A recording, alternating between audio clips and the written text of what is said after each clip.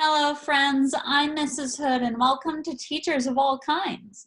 TAC is a podcast where teachers can benefit one another by sharing our unique experiences as individuals who also happen to be teachers. My guest for this episode of the podcast is Alanna Malloy. Alanna is a professor, researcher, and teacher coach in Wisconsin. She will soon earn a PhD in urban education. Alanna and her sister co-host the podcast Reclaiming Wanderlust, which merges their passions of DJing and holistic health and wellness. You can find Alanna on Instagram at Anomaly Soul. I really enjoyed our conversation and hope you do too. And now on to episode 11. All right, I'm here with Alanna Malloy. How are you, Alanna? I'm doing great. Good. Can we call you doctor yet? Not until I pass my prelims in the spring, but very soon. Man. Very soon, though. And Yeah. Your PhD in urban education? Yep, a PhD. Emphasis is curriculum and instruction. And then my research interests are contemplative practices, healing-centered work, as well as all things weird, nerdy that I can figure out to put in there. Cool. I thought you had mentioned also culturally responsive pedagogy. Yes, culturally. That's the big research grant that I'm on. It is kind of tied directly and indirectly into healing-centered work because I do focus on indigenous ways of knowing and being, and how do we get back to those, right? When we're telling kids in the classroom about, them working to undo the injustices, right, as future citizens of the world. What does that look like from an indigenous standpoint versus what we've already been doing? Wow. Can you give like an example of how you might do that in the classroom? Or? So one way of doing it in the classroom is, it's super simple. And I hate to be like the person who's like a broken record, but one way is through student choice and student voice, and understanding that there are a varied or a wide range of student needs. So for example, I just did a mini research project that I don't know if I'm going to get published or not, around just sound, right? And we think about sound as being very relaxing and sound as being healing. However, from a sound therapist standpoint, since I do DJ in my free time and I decided to take the extra step and do the extra work there, there are different sounds that would be cultural triggers, right? Different sounds that and frequencies that would resonate with students differently, right? So we think as educators, let me just pick this one sound. And it's like, well, how do you know your students? Right? For some students, that slow music really is going to, calm them and help them work better. But let's say at home, right? They have a whole culture around, we play this soft classical music and going to sleep. That's not going to help them work, right? So you have even just home life and those structures that would also affect how students would end up engaging with that. So what's a better option in this situation? Asking the students and even allowing for students to choose what music they would listen to, compared to you making that choice about what songs you think are appropriate. Yeah, very interesting stuff that I ended up kind of compiling and putting together, plus interviewing some local teachers about. Wow, so that makes sense. Shifting the teacher control to student control. So maybe in that example, all the students would have their own headphones and their own maybe device, maybe their phone or a Chromebook from the school, and they would be able to listen to, or radio, and choose the music. That's really interesting. Or even having the students as a whole classroom collaborate and come up with, what is our classroom playlist? What do I want to hear versus not want to hear? Oh, well, I don't want to hear this rapper because sometimes, even though it's edited, they talk about things that I'm not comfortable with. Okay, so then we're never going to play that artist in the room. Things like that to also build community would be another option of how you would do it and be responsive to the student in the classroom culture that you have in front of you. And kind of increase collaboration and students' ability to come to a consensus about different things. Wow. Mm-hmm. I love that example. So you're teaching and going to school. Were both of those programs online already before COVID, or? So, my adjunct position at a local university, it wasn't online. We were meeting in, I mean, that one's very flexible where they let you meet wherever you'd like to. Like I meet people at a coffee house and teach them. And then teaching online for this company part-time called, I think, Proximity Learning. This is my first time ever doing anything like that, but they allow for people to kind of pick their own hours. And because there is a teacher shortage, just trying to, help out where I can, right? Since Mhm. there are districts who don't know and don't have. As far as my coursework, I still have one class that is face-to-face, Oh, cool. but the benefit that I see of coronavirus is something that I've been advocating for a very long time. This idea of just because someone doesn't show up, right? Mm-hmm. That doesn't mean that they don't care, Mm-hmm.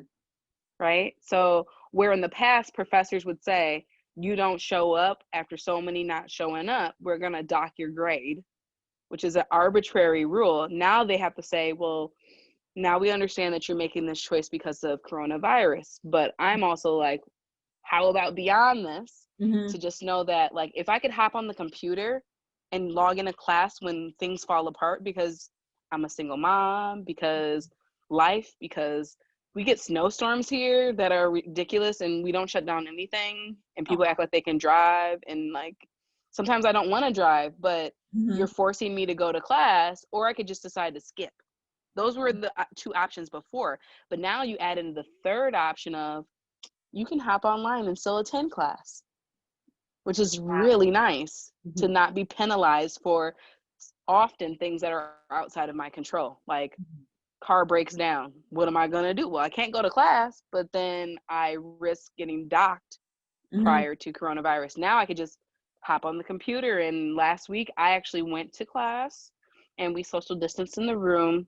Okay. And 4 of the other people in my class were on the screen because they were either going to be late. One woman, she said that because of her work schedule, she would always be late to class. Mm. So now she just can opt for being on the screen versus, oh, I'm just going to perpetually be late and miss, the first 30 minutes. Well, now I can leave my job, make it at least to my house, log on to the computer, and still know what's going on in class.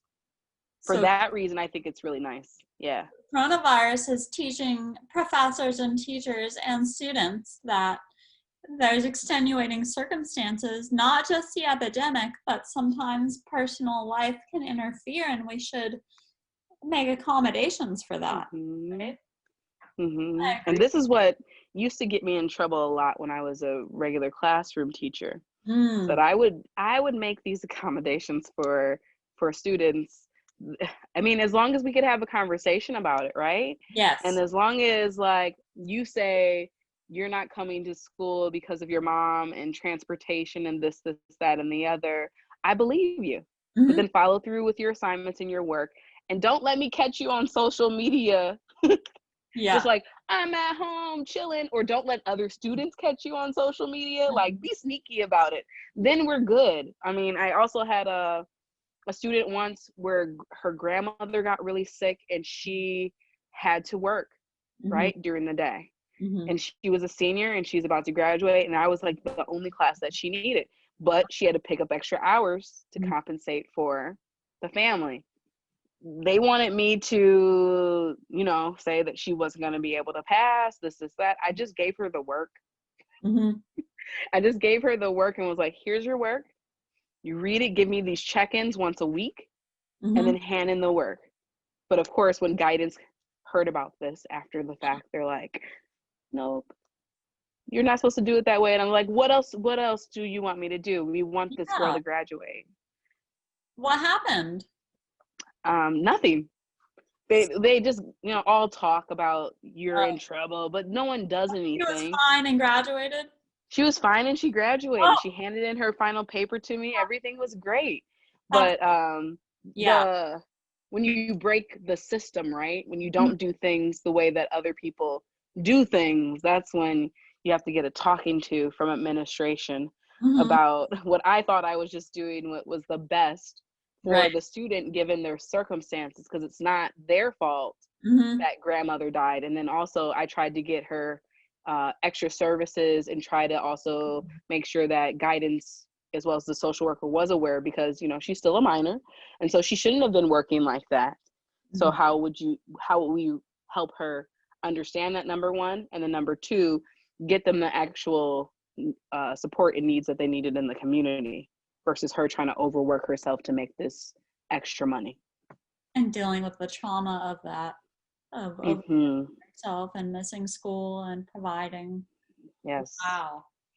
That's kind of that reminds me of the first high school I worked at had a zero tolerance policy. The year I left, they were moving over to restorative justice. Mm-hmm. But before, when I was there, it was 3.5 years of zero tolerance. And it was always just seemed so unfair. I didn't know what restorative justice was until later, but I actually realized later that I had started to incorporate some of those practices in my own classroom. When a student is late to class, I was saying, "Oh, I'm so glad you're here. Just sit down and get engaged and we'll get started here." And zero tolerance was, "Oh, you have to mark them late, and after a certain number of late days, Mm-hmm. they have to get detention and this and that." And there were other worse things, but I won't go into it. But I was so happy to move to a school that uses a lot more empathetic procedures and discusses, the whole student. Mm-hmm. And not just with students, but with teachers and coworkers too, thinking about their well-being as well. So when we're doing social emotional learning for students, there's also social emotional learning and modules for teachers as well, which I love.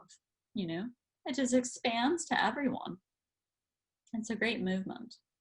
Mm-hmm. So would you so you mentioned the teacher shortage. Mm-hmm. How bad is the teacher shortage in Wisconsin compared to nationally? I'm not entirely sure how bad it is, although I am on a U.S. Department of Education grant here in the city that Mhm. works in a big school district. And not only this company that is doing this stuff for the teacher shortage, but as well as here in this particular state, you have rooms where there is no teacher, but there is a supervisor. Oh, And wow. then the kids are all on the computer learning from this random person. So through this particular company, I could be teaching wherever. Mm-hmm. But by state, because I'm pulling it up here because I gotta Oh, good. know. I really want to know. I tried to look it up the other Um, day. Yeah. well, specifically, here are the areas of shortages for the state.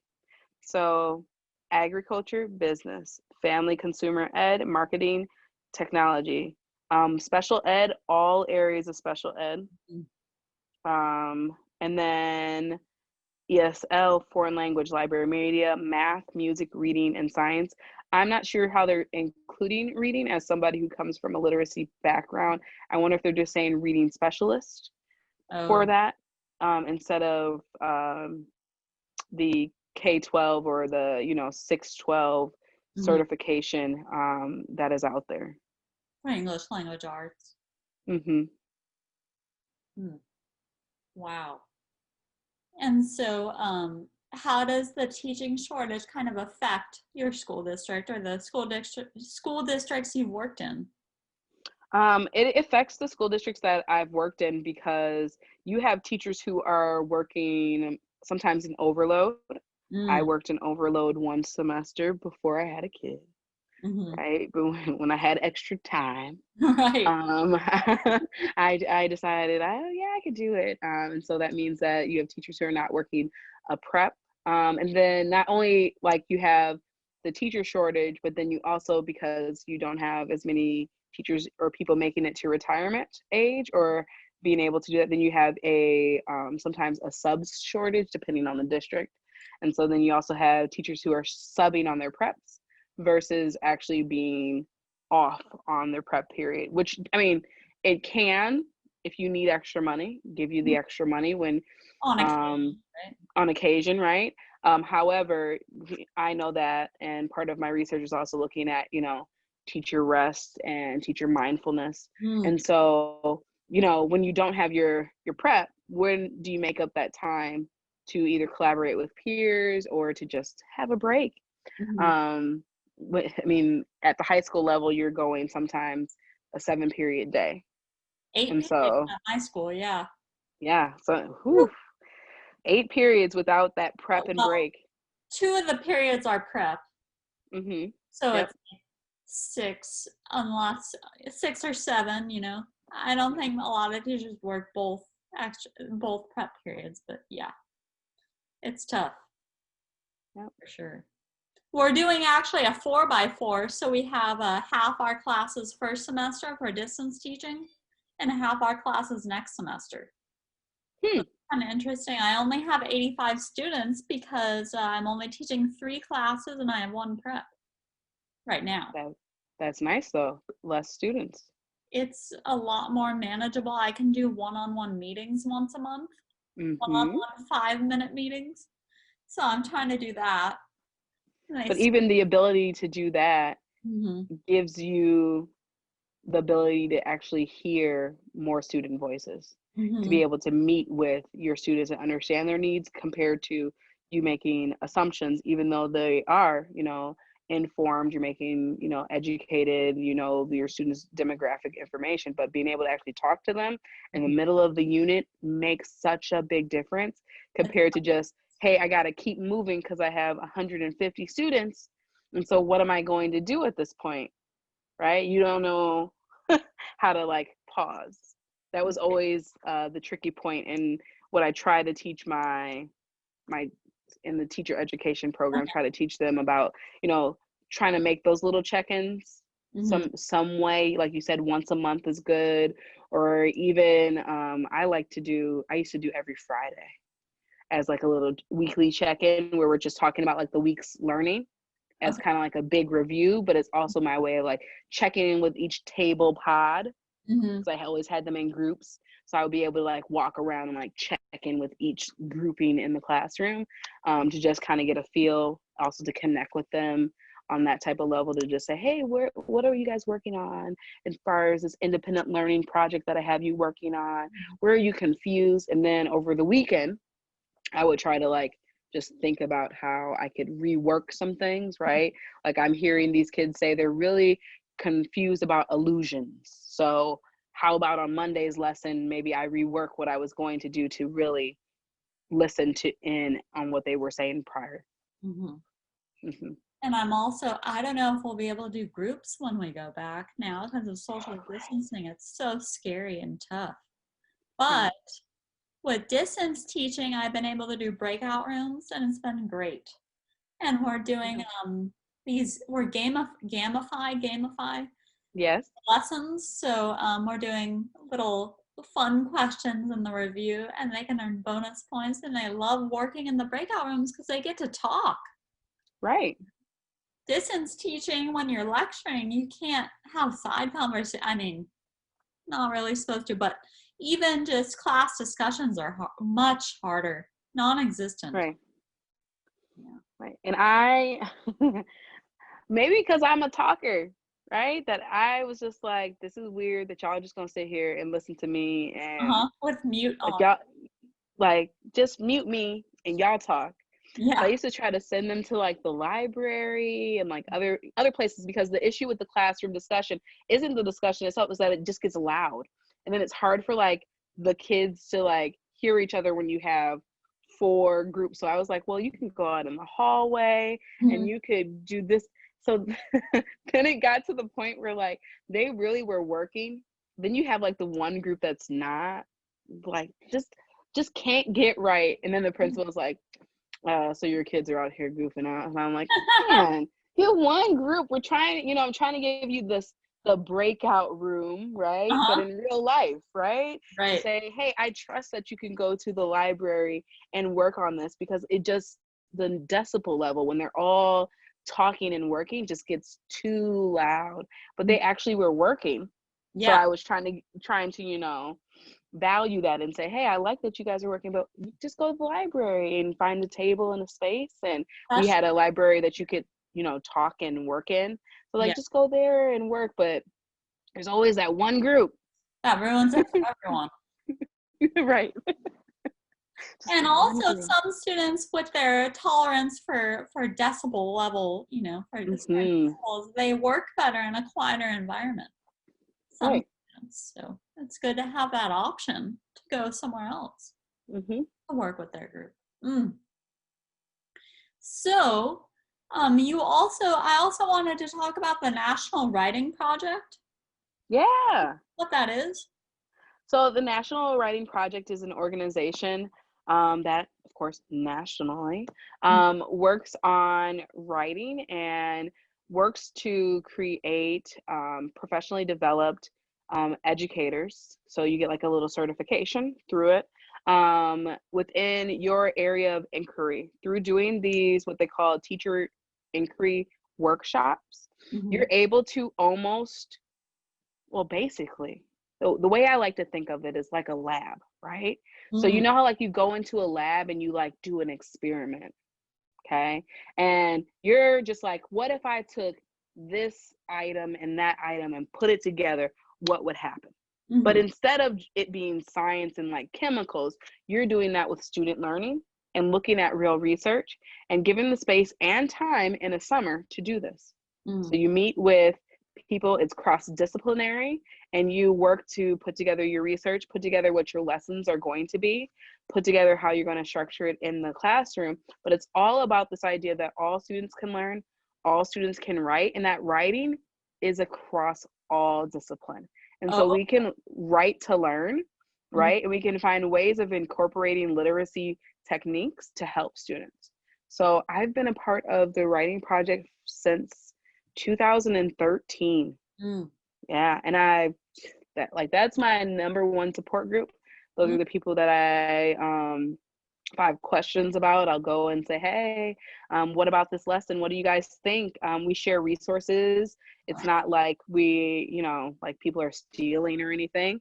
But that lab mentality of Mm. being able to present a lesson to your peers and your colleagues, and then having them look at it and go, okay, here's what I think you should adjust, right? Here's where I think you could get better. Really turned me back into a student and was like, okay, I also remember how it feels, right? To be working and trying to learn and implement and do a thing, but then also learning how to give purposeful feedback Mm. and how to create that community of learners is really the biggest takeaway from it. And then after you do the workshop in the summer, you then go back to your classroom and you work on it, right? Whatever it was. So mine, I focused on digital learning in the classroom and how to do asynchronous, like before it was cool, because Wow. I didn't know where we were headed. I just was like, we were moving to one-to-one in my district for laptop usage, and I was like, well, how am I going to use this? Yeah. So going to literature, I think I referred to Troy Hicks, which is a great one on digital writing, as well as at the beginning of Google, writing the comments and trying to figure out all the different things that I could do to support them, whether that be recording my voice, also creating writing teams was like the biggest takeaway for that, was to have students consistently work with the same group of students compared to them working with new students, because of the way that the internet works and how people are always commenting things that could often be negative. Them building the rapport within the classroom with one another so that they can hear each other's voices on a document became the biggest thing that I learned when I did the action research part. So Mm. I thought, I just give them the tools, right? I just structure it this way and they're going to be able to do it. But when I went to my classroom, I was like, oh, okay, you guys can't even read each other's voices. So having them then meet with one another, right? And actually read the comments to one another and break it down after the review was amazing, because it's something about the way that they use the internet. And I know that this is the same way for me as well as a digital person, that sometimes you do have a lot of negative comments, things that are out there, and having to go, hey, no, this person's supposed to help me, like turning that switch, right? And say, well, that's my friend commenting, that's probably a joke, you know what I'm saying? That rapport, that relationship ended up helping them over time. And then they always had their same writing group until semester. Then I had to reset because then they changed classes. So it worked as long as they stayed in the same class, same hour. But at semester, I did have to change and switch it up. But I also then ended up reporting that in my whole National Writing Project thing to say, you know, it's really important to have consistency, not to have a lot of kids switching. But that was just my classroom, right? Other people have done things with digital writing for National Writing Project, and they have a whole nother experience. So it's always focused on like culturally responsive practices too. So like each National Writing Project across the country is different. I've had meetups with people and they're doing similar things, but because of their population, the way that they work things, the way that they do things, it's going to be unique and it's going to be their own. As long as they're responding to the students and the individuals. Right. And as a math teacher, I mean, could I engage in this? You said it's all disciplines. Yep. As a math teacher, you could engage in this. So maybe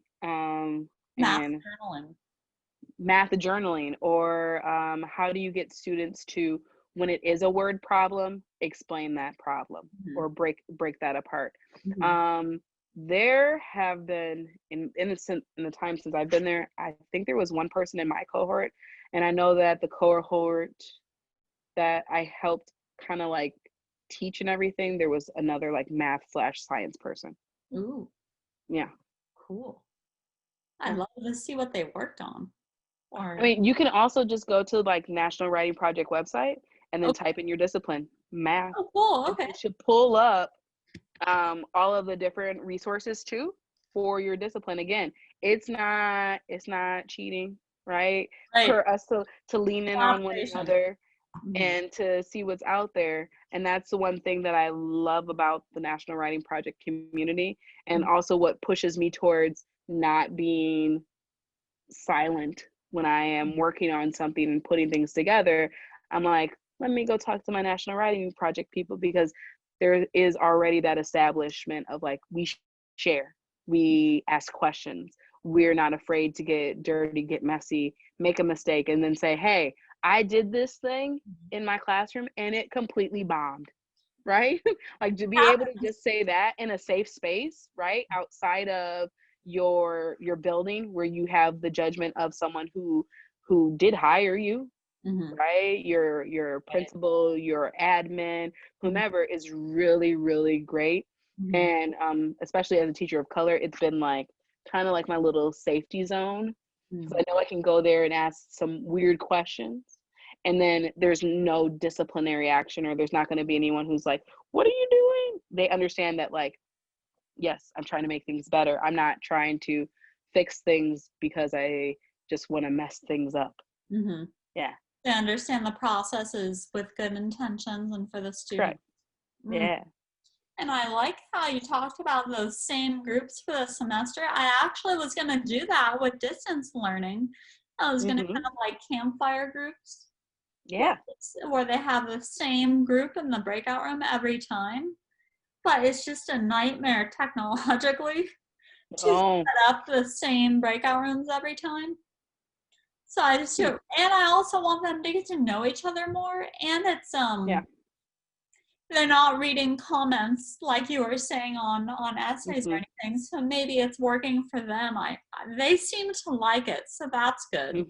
But I would have them like meet in their home writing group, but then throughout the week or whenever, I would mix them up. Okay. So they're not always with the same people. Throughout. Or what's really nice about doing something like that within traditional classroom stuff, see, when I do more experimenting online, if I could get it to work the same way, is that then I could number, or they could pick their numbers for a group. So I have a group of 4. You have one person that's 1, 2, 3, and 4. Then all ones are going to this table, you know, doing like a jigsaw like that. And they come back to their home group, right? And they've already built and established this idea of like, we know how to work together, right? And we know how to talk to one another, compared to sometimes when you do like random groups, you have that first awkward moment of like, okay, so these are the people that I'm working with. When they came back from that jigsaw, they were like, all right, here we go. Let's get this done. Right. And so-and-so always is the scribe because they're really good at writing. It's not a punishment, right? So you kind of skip the step of like, we got to get to know each other's skills. They already know each other's skills. It did become in certain groups of certain class periods and hours where certain students didn't want to leave their groups, and I was like, you got to get to know other people.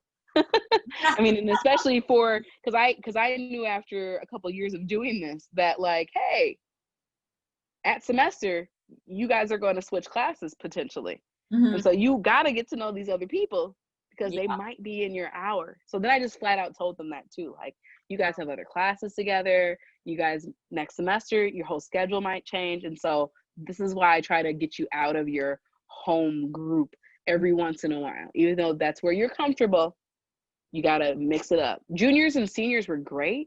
It's just the freshmen were the ones who like held on to their little group like if I leave them, I don't know what to do. And it's like, you're gonna be okay. Like, it's fine. Oh, that's cute. I mostly taught freshmen at my first high school, and they were just the most energetic. I taught freshmen and juniors mostly. Right now I have all seniors, so that's interesting. Ooh. But it was funny comparing the freshmen to the juniors, because the freshmen were still fresh out of middle school, had all that talkative energy and verbalization every day. It was great. You just have to harness it. And the juniors were always kind of sleepy and quiet. Right. Taking the SATs that year and applying for colleges, and that's funny. So, how's your son handling quarantine? As parents, my parenting is completely different during quarantine. And any teacher that is doing both, because I did that at the very beginning of quarantine, the daycare that my son goes to completely shut down. And he goes to a small Montessori daycare through one of the universities that I work for part-time. Oh, nice. And so, like, he's a daycare kid, he's a school kid, he likes to go. Right now, he's upstairs on the iPad learning because he doesn't know what to do on the weekend. He's just like, school. And I'm like, well, let me just, for now, figure out, here you go. I think we should rest, but he loves to learn. So last semester, though, for me, for the PhD stuff, I was only teaching one class, and that class was face-to-face, but then I switched it to completely virtual and online because the university made me. And then both of my other classes ended up being online. So it was just me and my son playing in the background while I'm on the computer for 2 hours. I would give him to a grandparent, somebody, anybody who could watch him for 2 hours, because that's a long time, because like he was getting into things. And I was like, I mean, as an educator, I know that it's not that you're a bad kid, right? It's that you need to be engaged, and me just sitting you in front of something isn't going to do it. But now that daycare is back open again, yay, thinks that every day is going back to school. He loves it. He goes and he has fun. They planted corn, apparently, and it's growing, and he wants to tell me about his corn every day. So for that reason, it's really good. I hope that we can, as a whole country, get everything back in order, just so that there's not this up in air of like whether or not he's going to be able to go to his school, or whether or not classmate. Here. Yeah, because he loves them like those are his siblings, because he's the only child right now too. So like that's his interaction unless we go to the park. But then at the park, you're social distancing at the park. So it's not like the same where before I would take him to the park and it's like, run around and go play with those kids and that family. And yes, this Right. mom could sit next to me on the bench and we could have a conversation. Now we can't do that anymore. And he doesn't understand that. He's not at that cognitive level of like, I get why I can't, where I'm trying to just tell him about germs in general. Yeah, but not make him into like a germaphobe. Right. I'm like, where's the line between teaching your kids about washing their hands versus he's like in there becoming like a hypochondriac and not liking to like be around people. So it's been interesting. Yeah, and I wonder, like, he's so young, right? Will he remember pre-COVID how it was, you know, as he gets older? He understands wearing his mask. He thinks that it's really nifty and cool to wear a mask. He's seen pictures of us pre-COVID. And here in the city, they have the Milwaukee Domes. And it's one of the cheapest and freest activities that you can do with a kid because kids under 5 are free. And then I get a student discount still until I get my PhD. Then I won't be able to do my discount. So then I only pay $5 to go in there. And you go through the domes, and they're like an indoor botanical gardens. And they have one that's a rainforest. They have one that's like a desert. And they have one that's like the nature and the wildlife that's here. But it's all like temperature controlled and everything. And my son is aware that we can't go there now. Right? Because it's not open air. They've completely shut it down.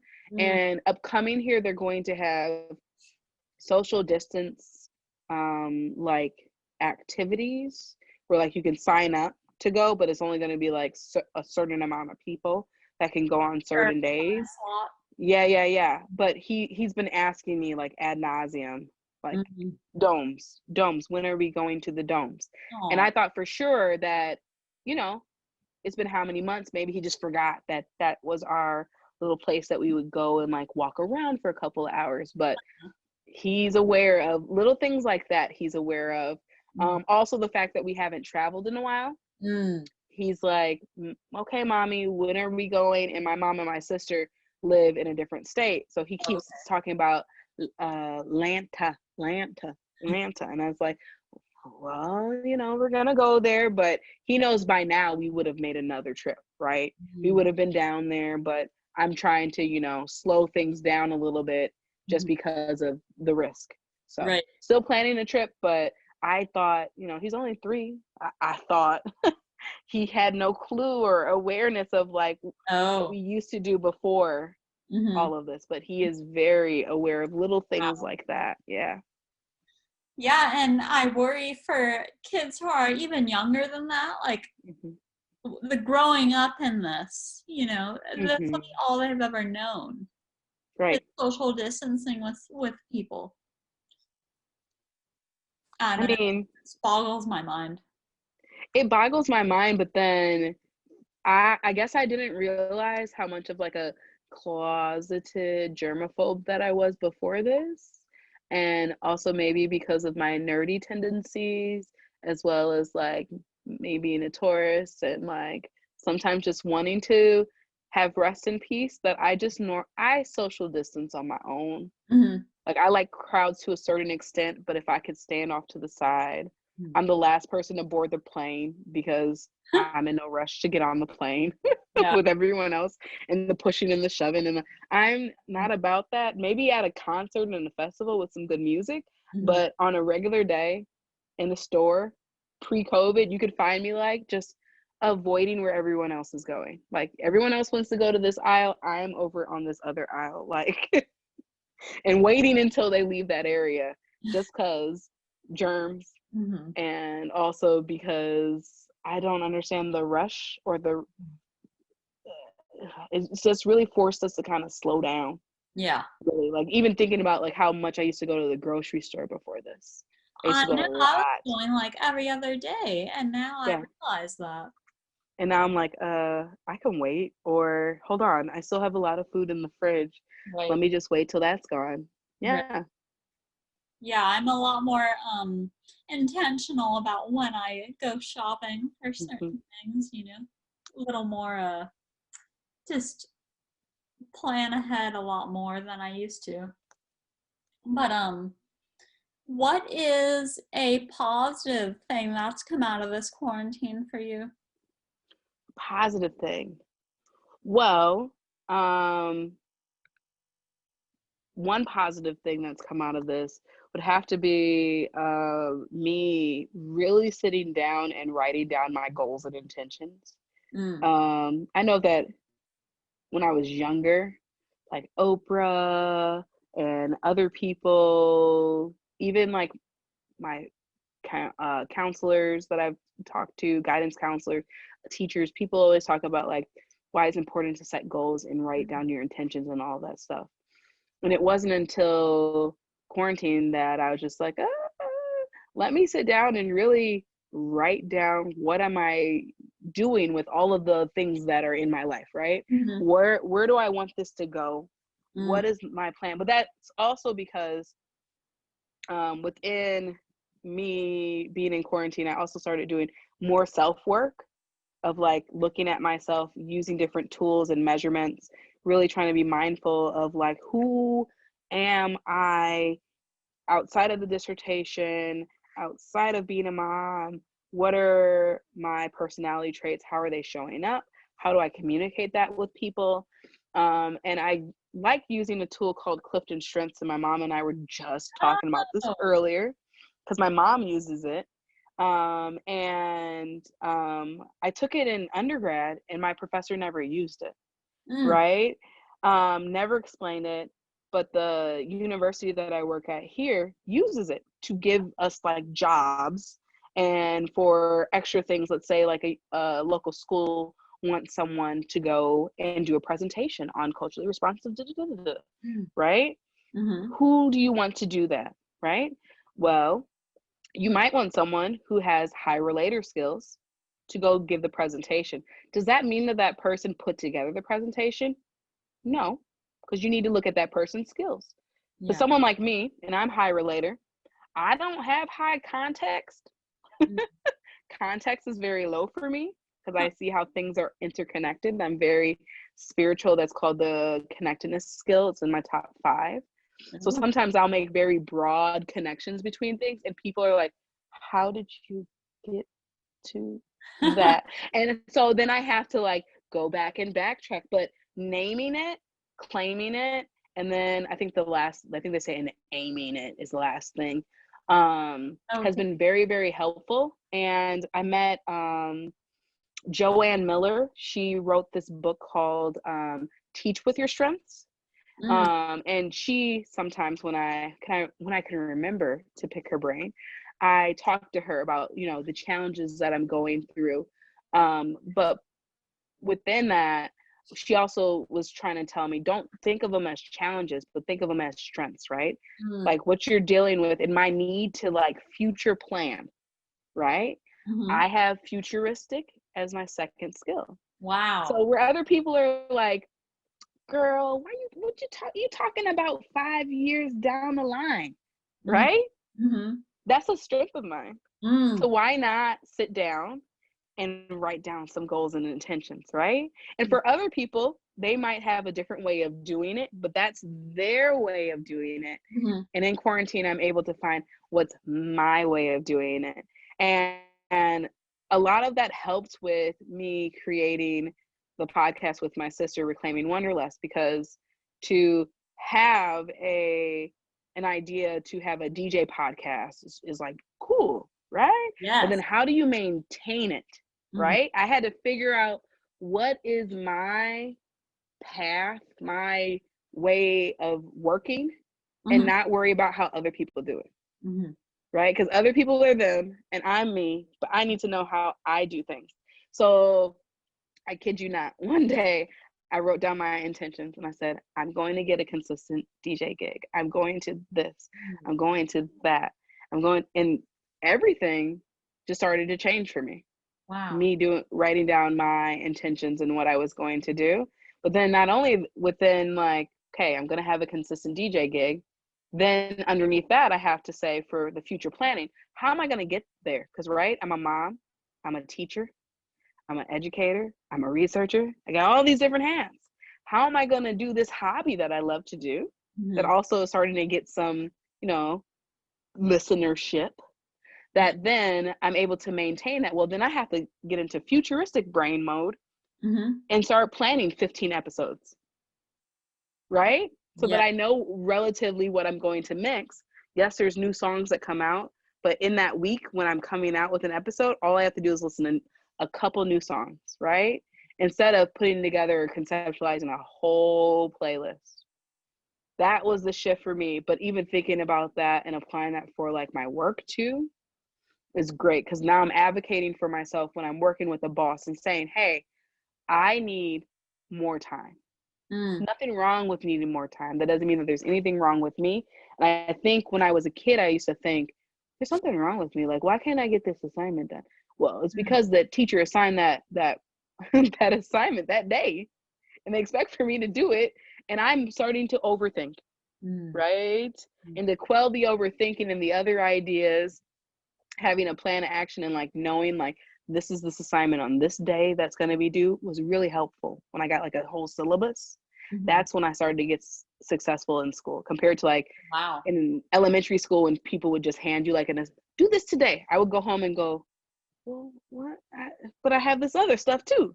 Like, how do I choose and pick? And then, at elementary level, they don't let you pick. You're supposed to do all of the stuff. So I would just let things go and get in trouble for like not doing my work. But now I can table things as an adult, right? Yes. I could go table it, put that to the side for tomorrow.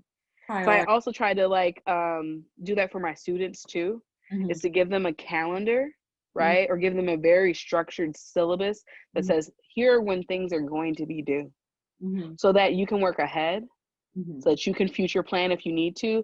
But none of these like surprise, like poof, like here's an assignment.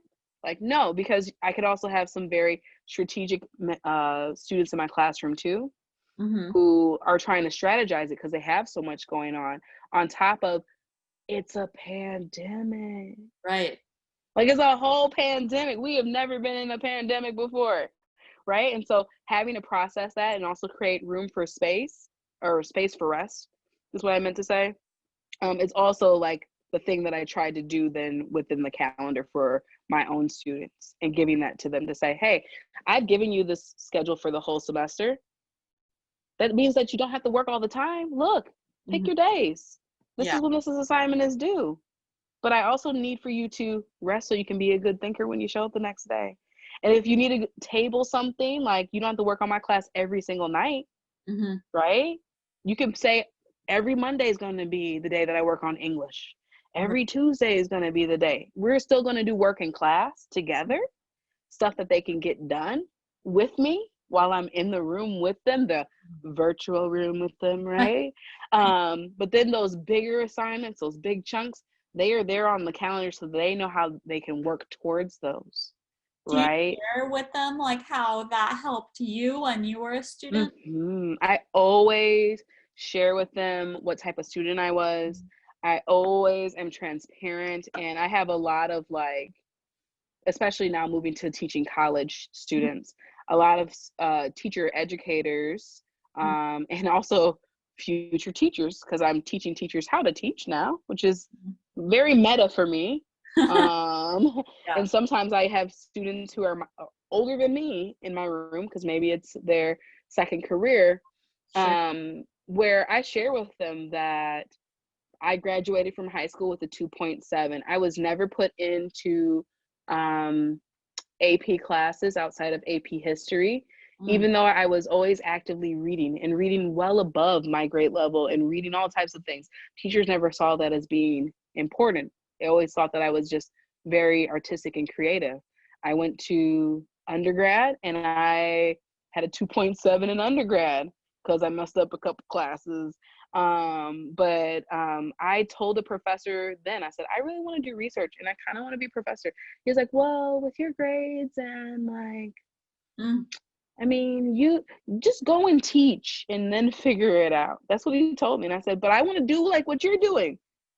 Field supervision and working with people. And he was like, just go and teach and then think about it later. And I was like, okay.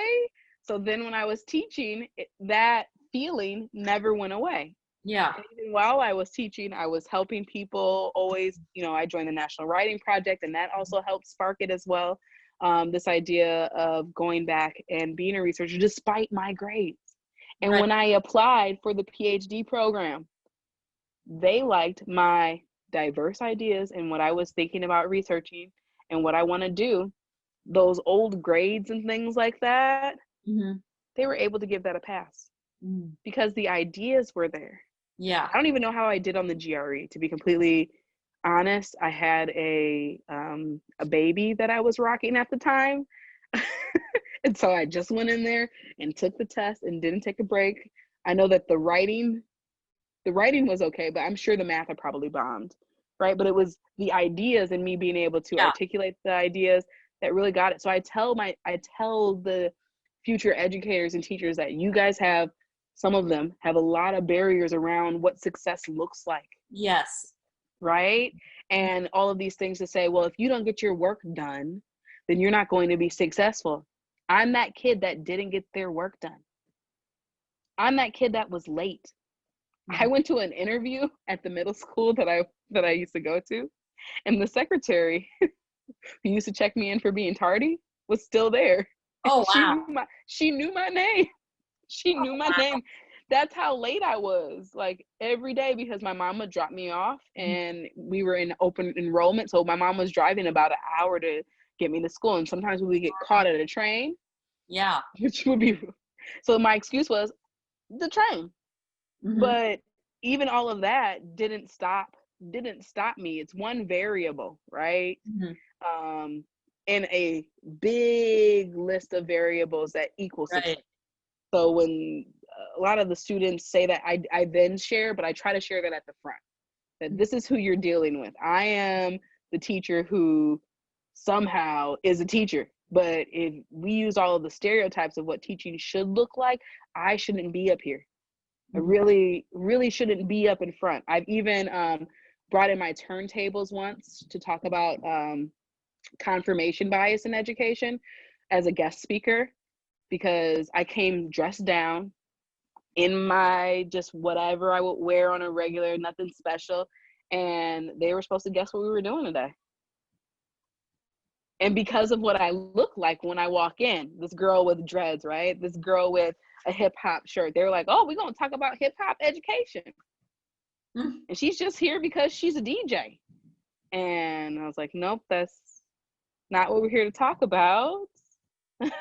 not today. We're really going to hit some good stuff. I said, but where do you get these assumptions from, right? So let's talk about that. Let's break that down, but using me as the tool first before we start getting into students, right? And then also setting up some ways of like, hey, where those assumptions are okay, here's what we're not going to do for students, right? Here are some rules, or here are some norms for how we talk about our students and how we also give them voice. Because they could have also asked me, which was one of the things that I had on the board, was like, what are we here doing today?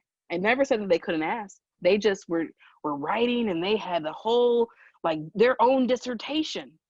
I said, not once did any of you in this room turn to me and ask me, and I'm standing right here. I'm standing right here in front of you. It doesn't say that you couldn't ask. And they were like, you're right. We just assume that the assignment, because they're so used to this idea of like, my knowledge comes from what I see, and I can't question or ask or even, you know, tap into other people who are sitting next to me to see what's going on. And so using those experiences, I think it helps a lot. And then especially for those students who, or those teachers who feel like they're doing something different, especially in the age of that we're in right now with this election, with Trump, with all of the things that are happening in the world, that they kind of feel like, they don't want to, shake it up a lot. When I'm like, hey, I shake it up. let me show you my podcast. Let me show you other things that I've done to shake it up. And it's okay, right? You will find your group of people. Not everyone is your person, but we are out here and we're out here to support one another, right? But you can't be afraid either of saying who your true self is, because then how do we know how to support you as an educator? How do your students know who you are? And how do your students know, kind of like, how do your students connect to who you are if you're faking it the whole time, right? If you're up there pretending like this is what a teacher does. Yeah, just putting on a performance. Put on a whole performance. Of course, students don't know how much to share and what not to share within a room, where I come in like all nerded out, like here's a Dr. Who t-shirt, modeling it for them, to really be vulnerable is the one thing that I've learned over all of these years, is just be vulnerable with the students and they give back to you. That's really powerful. I like how you were talking about, a lot of people just kind of allow themselves to be passive receivers of their experience, whereas people need to engage in building their knowledge and engage in their environment. Ask the teacher what they are doing today, not make assumptions. That's so there's a lot of transformative pedagogies as well as contemplative theories about getting people to understand that it's not just about being passive. And even within mindfulness is great, and it's one part of the contemplative tree, as I do a ton of that work, right? But then there's also this part where you transform, or you inquire, or you ask questions, and then you change your mind, right? So it's all this experiential learning, right? Hands-on stuff, but about yourself, and not being afraid to go there and go, I am very confused right now. Like that's all it's about for me when we're in the classroom. It's like, hey, are you confused? I'm confused too. Let's break it down. Let's work through a problem. Let's work through an issue and figure it out together, because the more you know, the less you know. That's all I ever know, is the more you know, the less you know. Yeah. Absolutely. And the Clifton Strengthsfinder, another guest, maybe even two other guests on this podcast have mentioned that. I want to do that now. Here's how you do it. When you do it, buy the book, because then you get the code in it. Don't just buy it, because and then when you get the book, you only read the chapters that apply to you. And I'm telling you, like, even for interviews, for even how I express myself to my students, I will flat out tell my students, I am doing this because I am futuristic. Okay? And because of who I am, it's not to overwhelm you, but you can let me know if it's overwhelming, and I can change how I give you the syllabus, right? Or even having options for how it's broken down. Also, because I'm high relator and high influencing, my ability to get people to talk and to talk about, like, in the classroom comes a lot more naturally for me, and me wanting students to talk. So I'm also letting them know, hey, I am high relator, right? I also don't like generalizations because of one of mine. So I'm always pushing students to move beyond that within their writing.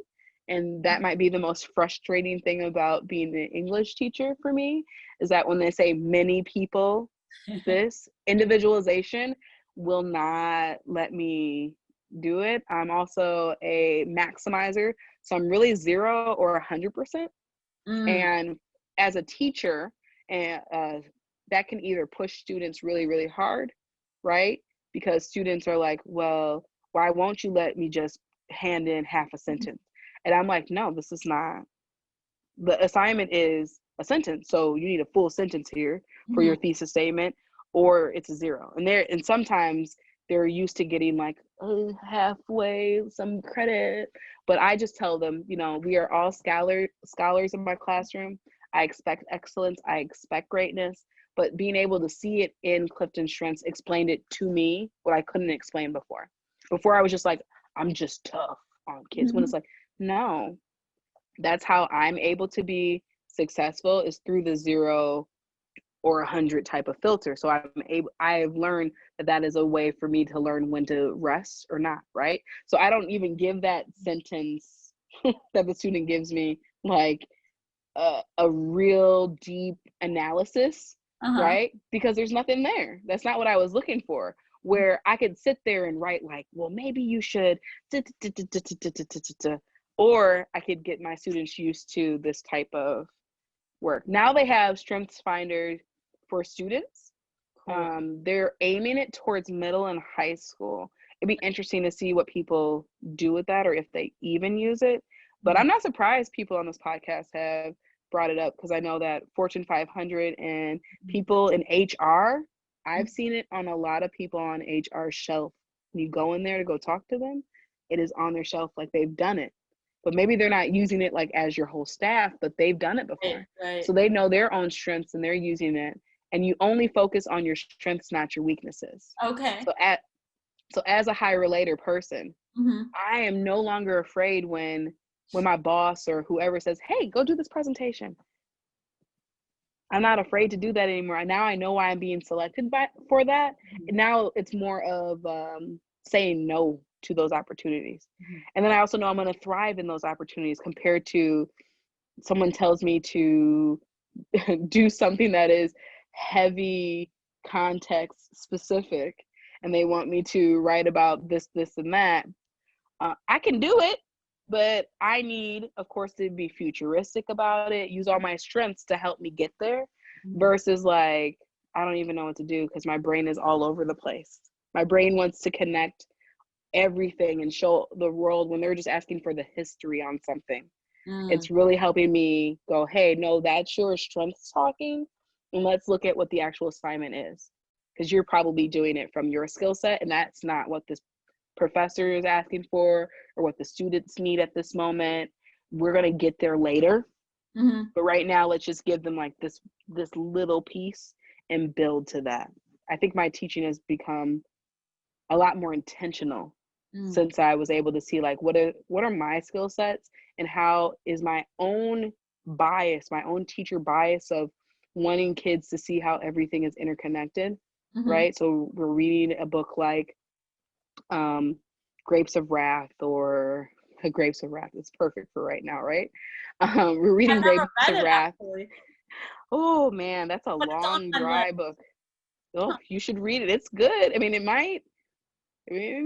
I'll have to reread it in quarantine and see if it hits me a little bit differently. But reading something like that, right? I always wanted my students to connect it to the world, right? And I was trying to get them to jump and do that because my brain could automatically do that because that's a strength of mine, right?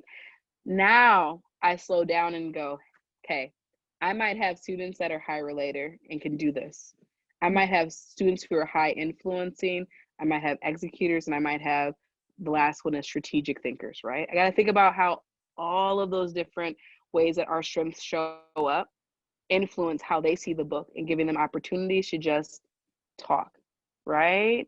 And having different types of levels of questions, sometimes that are intentional now. Before, I think I wasn't thinking about it this way. So having a question about the relationships in the book for students, having a questions about like, how would you do this differently? That's that strategic mind, right? Or even asking for some research, right? Having an influencing question to say, how would this influence other people? How would you market this? How would you sell this? How would we bring this into modern day, right? That type. And then for executing, what laws, policies, things could we do today? Or what would you do in your life based upon this book, right? That's how I would then structure questions within my discussion, trying to think about all the different people. Where I think before, and probably like the first 2 years of teaching, all of my questions were probably all about relationships. About, look at these people and how are they talking to one another, and what do you want them, compared to giving all these different ways of knowing an opportunity to speak maybe not all on the same day. Maybe one day we do just relationships. The next day let's do some research and let's really look at people who are high learners and strategic people who want to add context. Let's look up what was going on in this time period. Well, let's see how this influences how policies are made or what's going on in the current world on a different day. But as long as I have all of those put together, it makes it a little bit like more of a flow. Right. And then students aren't trying to pick my brain. Right. That's a big thing for English literature, is that students want to know, well, what do you think about the book? When I'm really interested in like really getting a gauge on their reading, right? Their levels.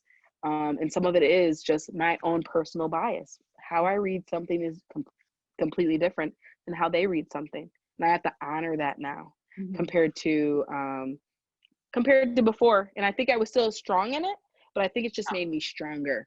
Yeah, it sounds like it helps you differentiate better with students and understand all the possible ways students could relate to the text and really bring that out in students.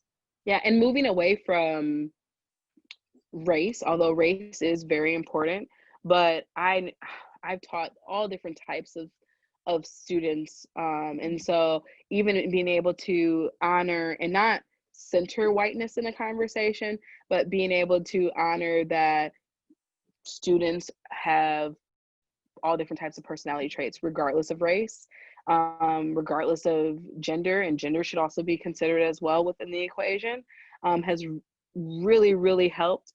And then within teaching educators how to teach, the population is primarily white. So when we talk about culturally responsive teaching, when I stand up there, I'm the only Black person in the room, and the rest of who I'm teaching to become teachers, they're all white. So I can't do like culturally responsiveness for them, you know, like the same way that a lot of the education research is focused on Black and brown bodies, right? I have to understand what those students come in from in order to teach them appropriately and have them understand what is needed for the urban students and urban populations that they're going to go and teach in. Yeah, I know most of K-12 teachers are white middle-class female, right? Right. So, almost 80%. Wow. That's an extreme. That's crazy. You just 80%. No, it was that high. it was that high. So, but I'm gonna have to take that test. I've been into Myers-Briggs before. Have you done Myers-Briggs? And it'll match up. Oh, really? Yep, it'll match up. What are you so like Myers-Briggs? Oh, I forget off the top of my head. I have it written down. I have like a whole area on my computer of like all of the ways. You're what? INFJ, introverted, intuition, feeling, judging. I want to say I have to be feeling. I'm not judging though. I'm INF, perceiving. Yep. Yep, that's what it is. Perceiving. You're feeling, not thinking? Feeling, but they did say with the Myers-Briggs that I have moments of like thinking. Like I just like where I'm just like but it's through the feeling lens that I do it.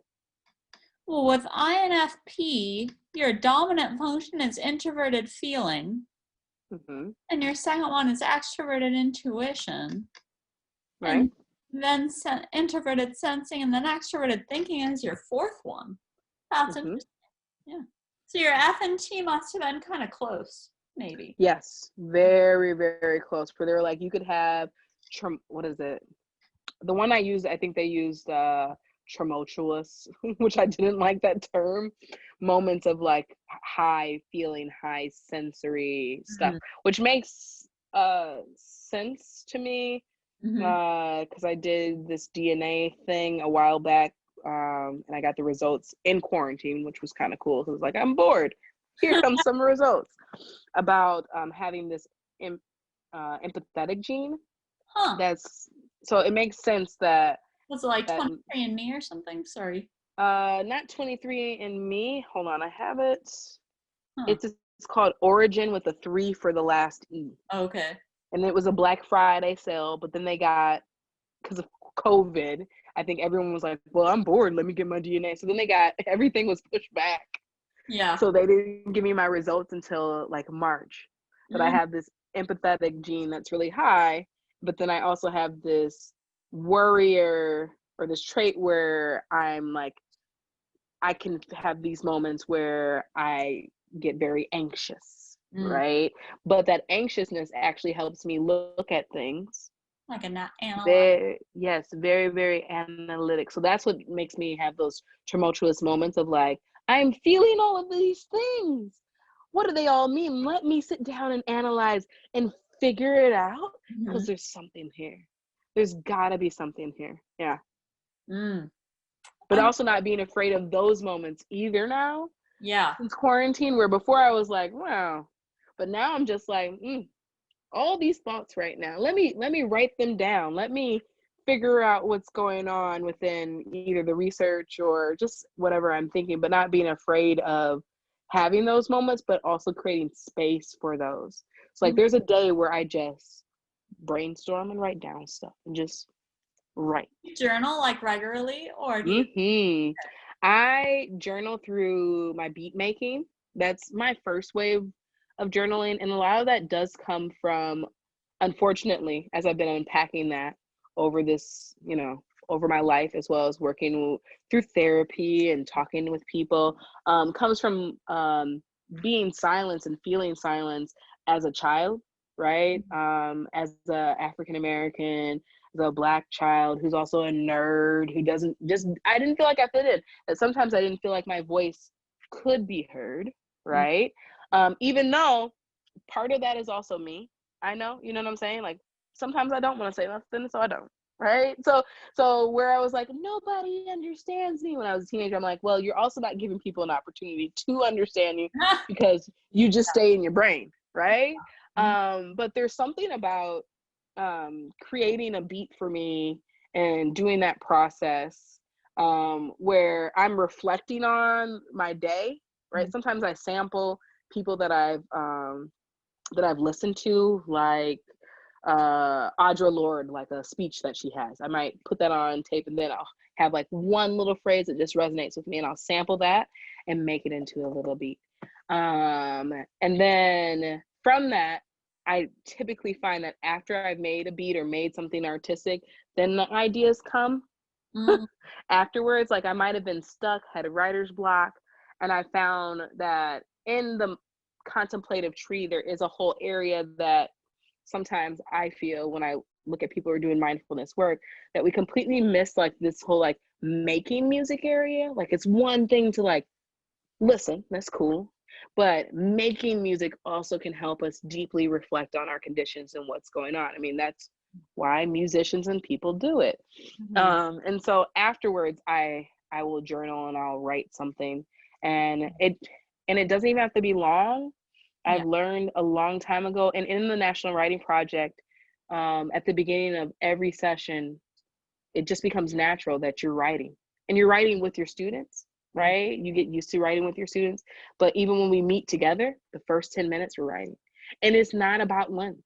So my journal that I have here in my agenda on my computer, and it says journal, meditation, spirituality, spiritual practice. Like I just call it. Huh? You type to journal? I type to journal because that's also a barrier that I would create for myself. I do to say like I can't find my notebook, right? Or my pen ran out of ink, right? Like whatever it's going to be. I have since March I did start to write more in an actual journal, right? But everything here, and what's nice about keeping it online or in something like this, is that then it's by date, right? And I'm able to then archive things a little bit better, because you never know what's going to spark an idea for your future. And as a student, and when I was younger, I know that a lot of my processing issues that I had, and where teachers were like, I don't know what to do with her, it's because I had too many ideas. I wish that someone back then, and that person was my mother, but I didn't listen to her, would have taught me about the power of, like I said, writing down things. So I just get anything out of my brain. It could be a sentence. It could be one word. It could be half a paragraph. It doesn't have to be that long, as long as I'm doing it, right? That's the main thing about it. And I don't write so that other people can even understand. I just make it so that I can understand. Sometimes it's bullet pointed list of, here, this is how I was feeling today. This is what happened. This is the beat that I just made, and I uploaded it, but here's what I was thinking about this beat, right? I mean, I might not share that with my audience and the few people that listen to the music that I make, but I will have it written down for myself. And that is what I will keep for myself, right?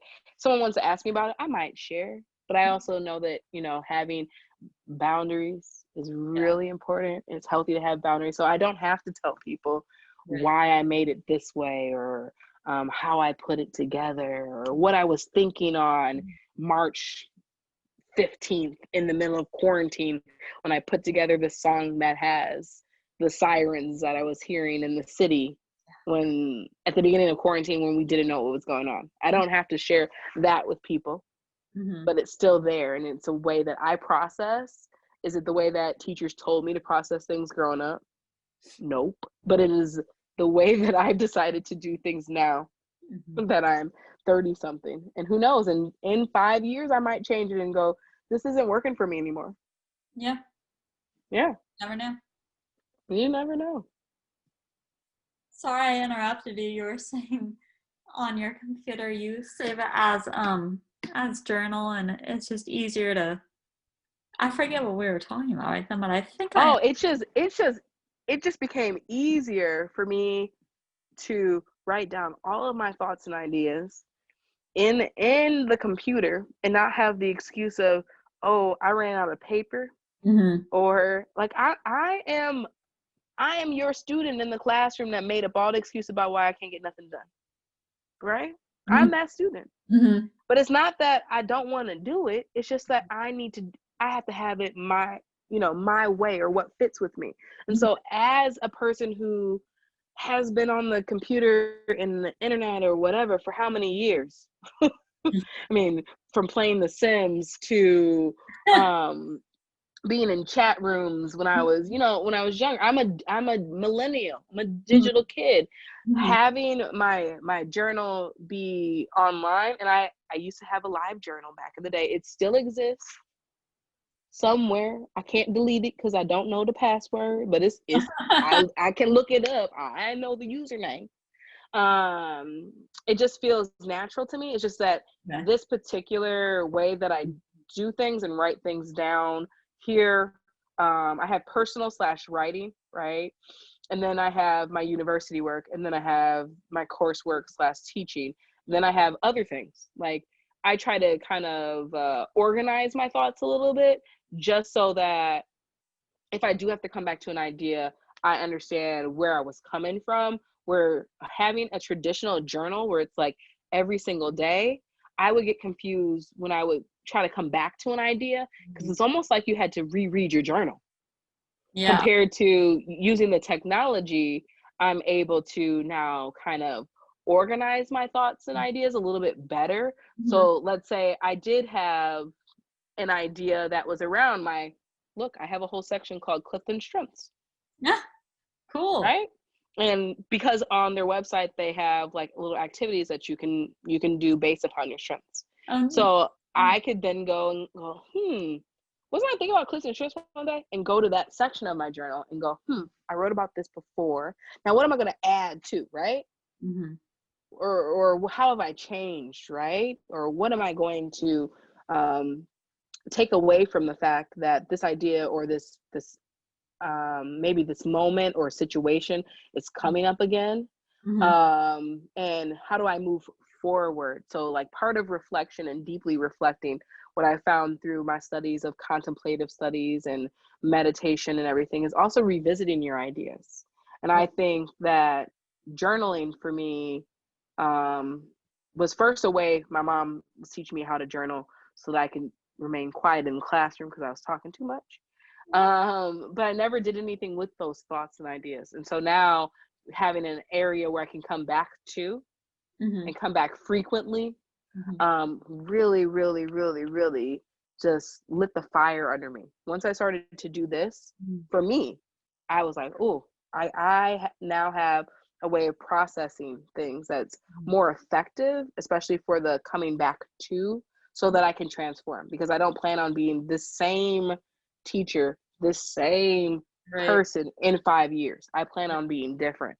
So that means I need to look at some of my old ideas that I had and go, hey, how have I changed from this? How can I grow from this? Is this still true? Sometimes I don't have to change. And that just becomes the truth of in the way of the world, and the way that I'm going to do something, and something that becomes a part of my pedagogy. And then also tracking what I'm reading, right? So that I can be that tool and that resource to, share things with people. So if someone had something about strengths-based work, I journal and I write about it, right?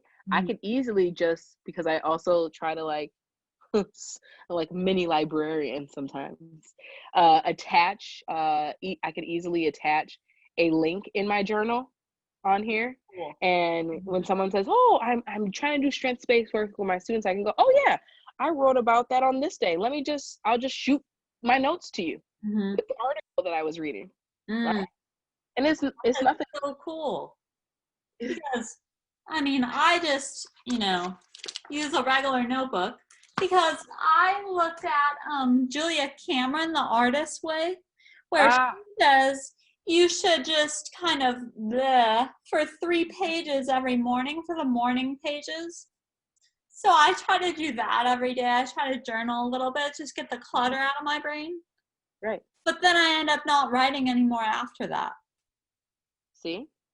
So, and I never come back to it either, because it's just writing about whatever, and just kind of, I'm in that mindset where it's kind of worthless writing, just getting it out of my brain, like my thoughts that are on my mind in that moment. And in that book, it's kind of viewed as the clutter before the real writing. And I think what you're saying is making me read that. My writing comes from clutter, and I don't try to fight that.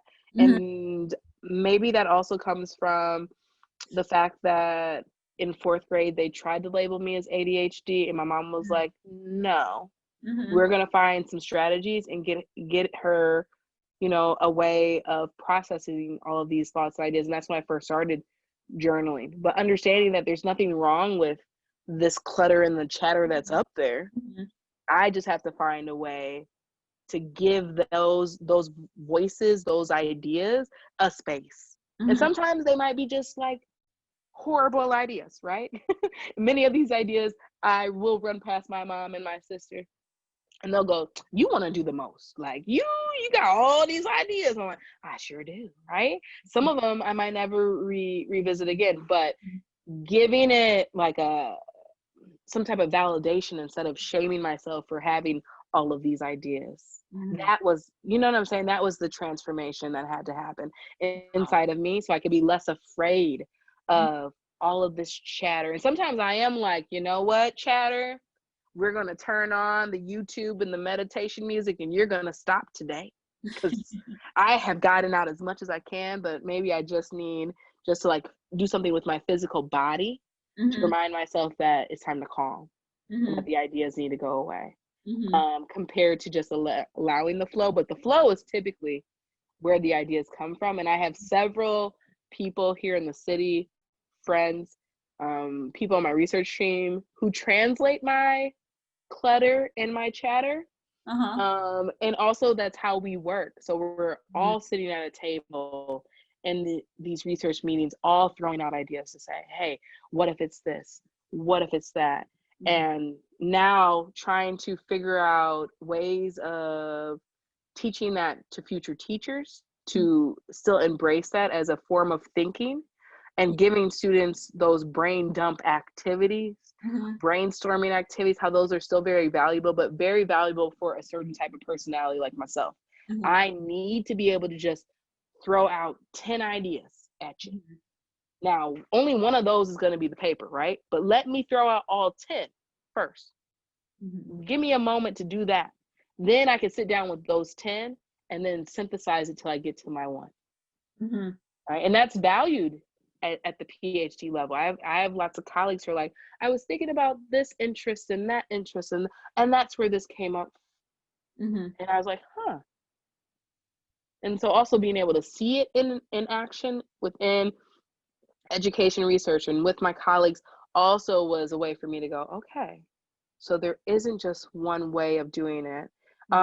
There's also a research philosophy called intuitive inquiry, which is all about that. It's about sitting down, meditating, playing some music, and then as you're processing your ideas and meditating on all of them, you're trying to come down to like, what is my main one? And you might do cycles of this where you might start off with 10 and then you meditate again, turn on some, I turn on some hip hop.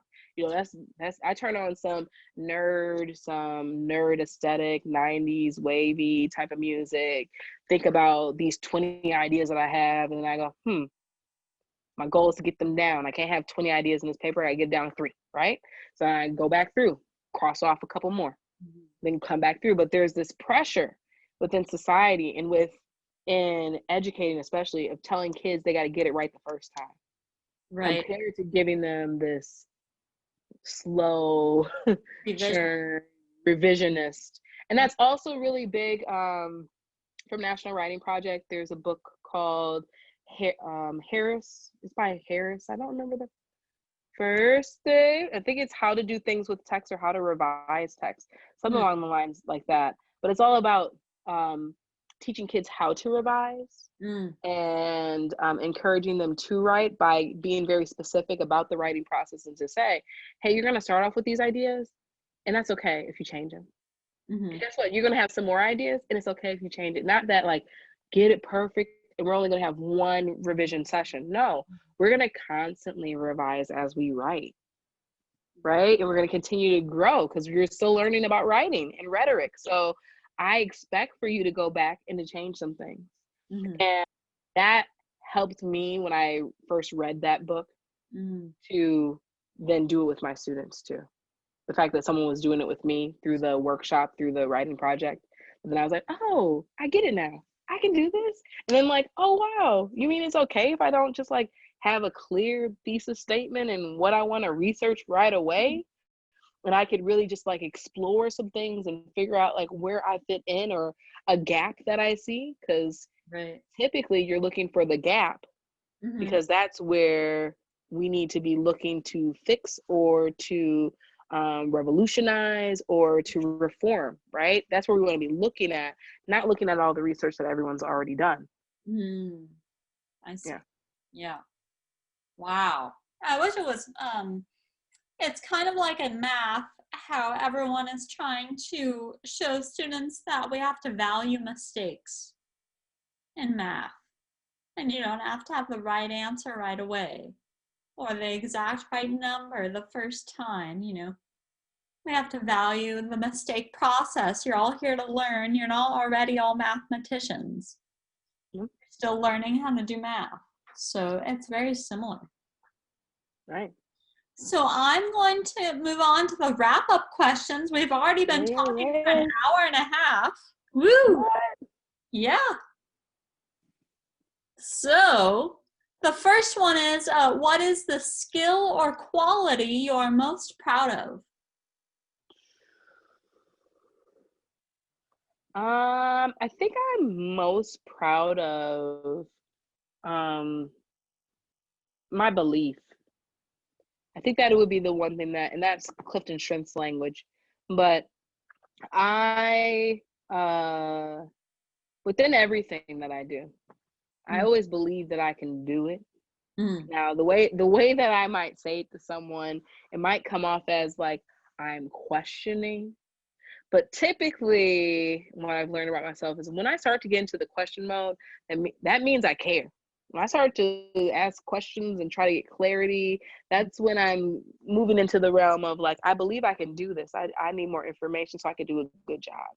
That's also that maximizer, that 0-100, right? I'm not going to do it if I don't have all the details. And so I always have this belief that I can do something, that all students can do something, and that we as a country and as people living this life, living in humanity, that we can make things better versus whatever the antecedent of that is, right? Which is, oh no, it's not going to change. It's only going to change if we X, Y, Z. And I'm always going, why not?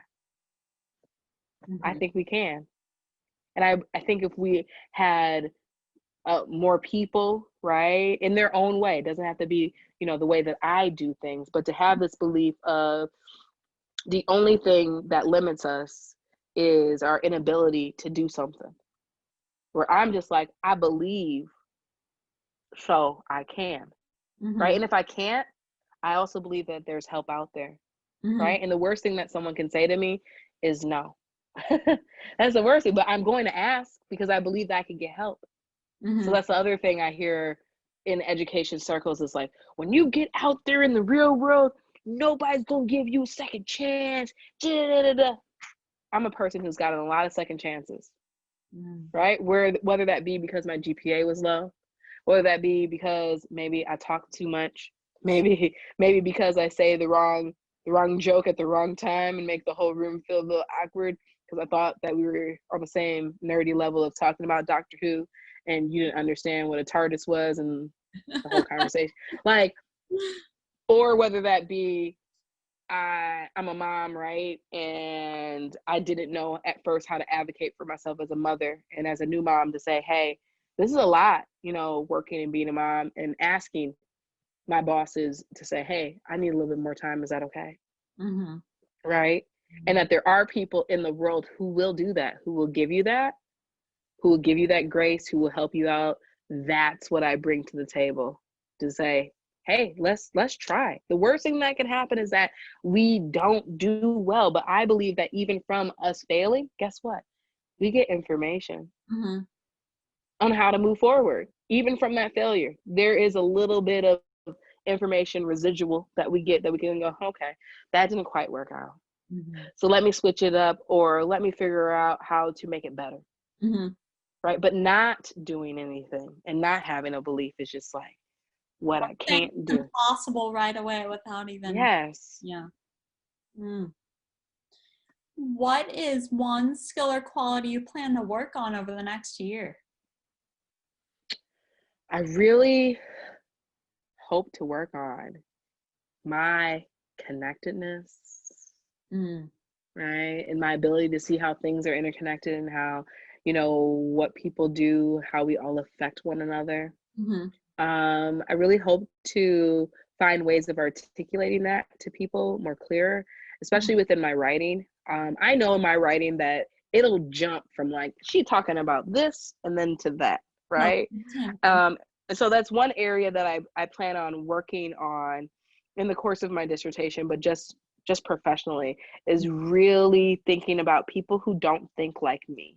So people who aren't high relator, people who aren't able to see how, you know, when you teach kids from this lens, how those kids end up having some beliefs about the world, and how those beliefs affect even how they take their social studies class, if it is English, right? You say one thing in the English class, how that shows up or how that affects their writing overall, right? Really breaking that down for them to see the cause and effect that happens within the world is really what I hope to do long term, even as a career, so that people can make those connections, because sometimes it feels very like siloed, like this is just English, this is just a math issue, but not how does it all work together, right? And how do we then, I don't like to use the word reform, because I see that there are so many issues where everyone's reforming things, but not a lot's happening.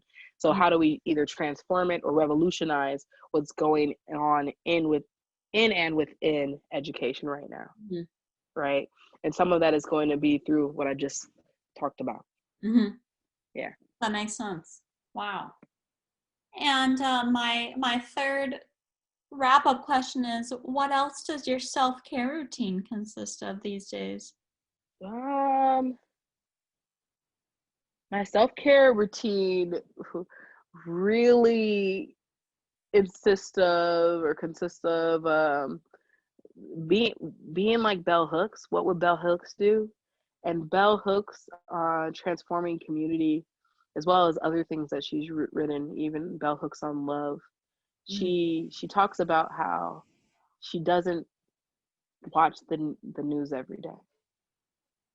She talks about how she reads headlines and how, for the most part, she reads it. And I know that this is like post, for transforming community, it's post 9/11, and she's talking about how she just like, I just read the headlines, but I don't try to go too deep into it. I don't try to get sucked into the 24-hour cable news thing. And so that is also what I've done. My screen time overall is down 22%. Oh, good. Yeah. It can be a real time suck and a real emotional drag too. Yeah, I mean, it's all about who you follow too. Mm-hmm. So I've also learned about like, hey, I'm gonna follow the right people online.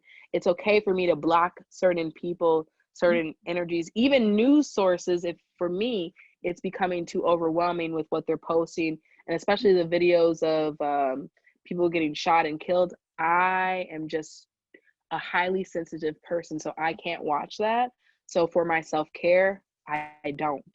So there are days where someone will come up to me and they're like, hey, did you see it? I'm like, no, not today. Because that's my self-care. Today I just decided I'm gonna read a couple of news headlines, right?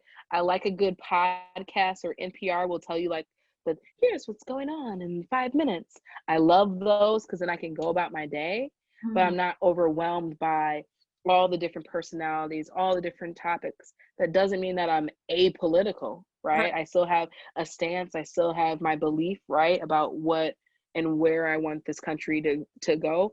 However, I'm not going to let it consume me, especially as you have to remember that's also a capitalist machine. People are trying to get ratings. So they also have their own reason why they set it up that way. Their goal is to get you to watch it and not have your own time for you to think, to process, and to do things on your own. And that's very Bell Hooksian. That is not me at all. I know it's like a whole chapter where she talks about, I just turn it off. Like basically what I wrote down, I was like, be more like Bell Hooks today. Like it's okay if you need to shut it off. It is completely okay. And I do that.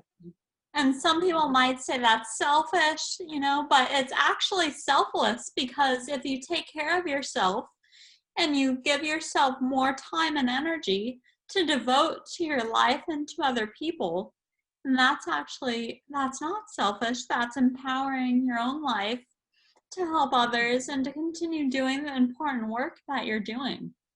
And it empowers my intuition for me to be able to select things. And I know like Disney like owns everything, but I like to think that I don't pick Disney things because of how much control they have, right? But that I really am being conscious of what I consume, what I put into my body, where I go, right, where I don't go, that it's not because of other people, or even how I teach, right? I'm not teaching this way because this is all I see on all the teacher blogs. Everyone's but that yes, I saw it, but now I'm going to take time away from it and process and figure out, where do I fit in? What's best for my students? What's my population, right? And that takes stepping away from all of the noise, everyone else talking, in order for me, and maybe because of all the ideas I already have going on in here, that I have to do it this way to completely like say, hey, I got to create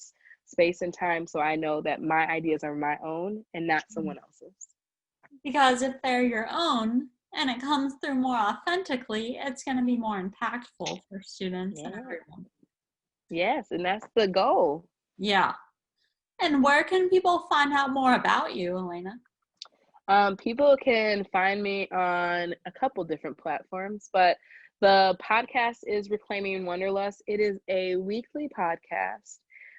It is a combination of the sound healing that I do, as well as DJing on a different topic. And it's a little different in terms of podcasts because we don't talk weekly, because we want you to also embrace your intuition and your ideas around a certain topic. There's always an area for affirmations, where you repeat after me in my own little corny way of saying things. And then I am DJ Anomaly Soul, so cat out the bag. I'm no longer anonymous about it. And so they can find me on Instagram at that, and add me, ask questions, connect with me, collaborate. I'm all about that as long as I can find time. That's where they'll find me on the internet. Awesome. Well, thank you so much for talking with me today. It was a real pleasure. No, thank you. This was a pleasure. I thought it was going to go far, far, far, far, far more awkward than this because I'm, as much as I can talk sometimes. Thank you, Alanna. All right, bye. Your time is valuable. Thank you for spending some of it listening to Teachers of All Kinds. By the way, I started teaching. We did 2 weeks of soft start in Portland public schools and at my high school, and we started content after that. I'm teaching statistics and probability as a dual credit through PSU to high school students at Grant High School. So it's been a whirlwind, but the students are amazing and they're so forgiving if I mess up on the tech or anything like that because I'm teaching on Zoom. So anyways, I'm really happy about that, and I'm looking forward to a great year teaching and podcasting. Thanks again for listening and have the best day. I'm Mrs. Hood, and I'll see you next time on Tech.